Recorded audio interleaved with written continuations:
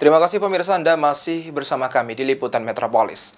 Di momen mudik lebaran kali ini, sejumlah pedagang kerupuk kemplang di kota Martapura, Gan Komering Ulu Timur kebanjiran pembeli.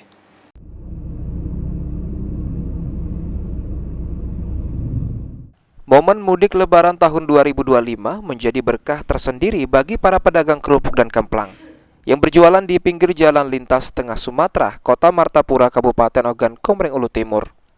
Pada momen arus balik, pedagang kerupuk kemplang kebanjiran pembeli dari para pemudik yang hendak kembali ke kota asal mereka. M. Haidir, salah satu pedagang kerupuk kemplang, mengaku jika dagangannya mengalami lonjakan pembeli dalam 3 hari terakhir, yang rata-rata pembelinya merupakan pemudik. Dengan larisnya pembelian kerupuk kemplang dagangannya, Haidir mengaku omset penjualannya naik hingga 50%. Pendapatan setelah Lebaran ini? Kalau setelah Lebaran ini, taruhlah naik lah ada nih. Ya.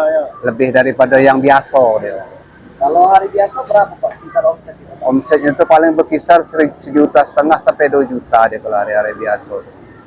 Kalau setelah Lebaran ini? Kalau arus baliknya, arus mudiknya tidak seberapa dia.